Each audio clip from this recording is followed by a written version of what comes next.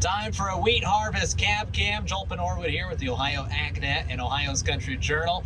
Joining you here from Delaware County in the cab of Doug Dawson at Dawson Farms. Doug, thank you very much for being here with us today. This cab cam series brought to you by Precision Agri-Services Incorporated. More from them at precisionagriservices.com.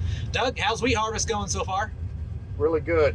A week ago, we were just getting started on Friday, and the moisture was higher than we wanted it to be, 16, 17, 18. And one field was actually 21, and thought, are we ever going to get done this year with the moisture we've had recently? And started out, got rained out on Saturday and got a little more rain on Sunday, and they said we were going to get rain on Wednesday. Well, here we are on Wednesday, and they moved the rain back till tomorrow. So with any luck at all, we should finish up today with the 300 acres that we had. And all in all, it's been a good year. I've heard a lot of guys say it's the best wheat they've ever harvested, and I'd have to say the field we're sitting in is obviously the best field average I've ever harvested in 40 years.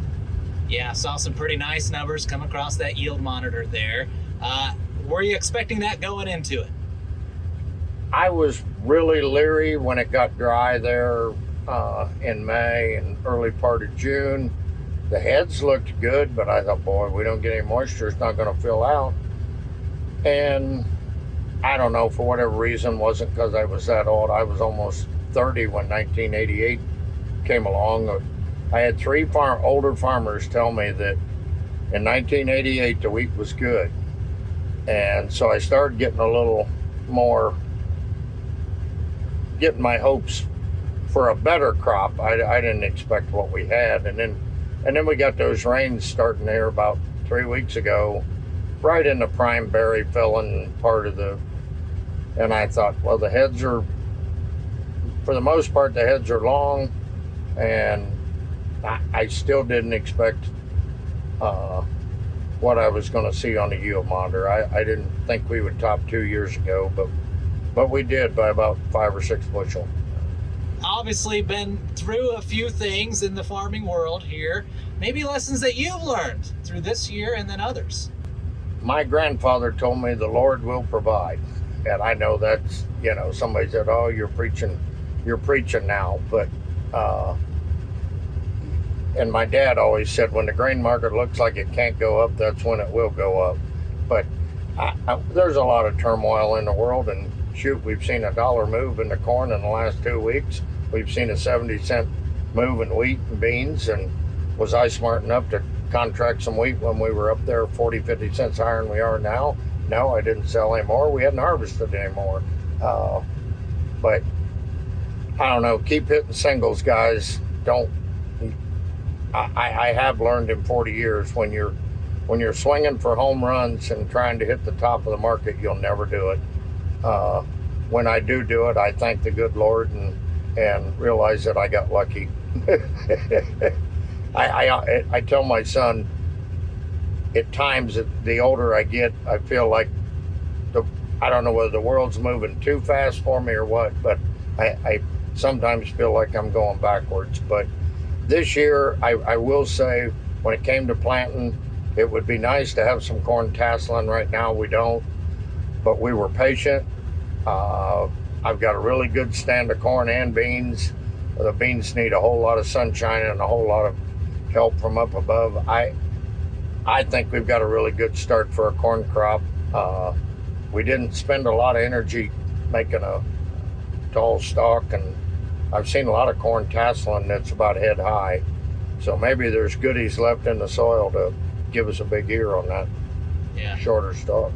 Some pretty nutrient-rich soil around here, helped out by the livestock side of things. Tell us a bit about the farm in general as we wrap up here.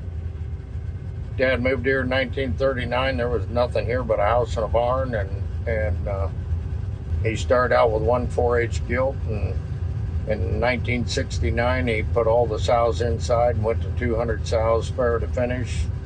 In 1980 we went to 400 sows fair to finish. Land was kind of hard to rent or buy, which it is today.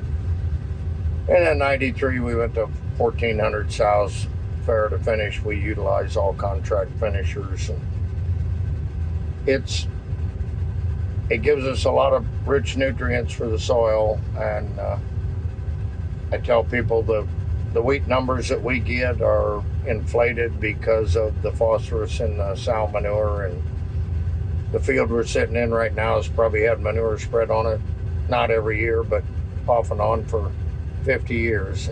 And we do have really good phosphorus numbers, and wheat responds with good phosphorus numbers.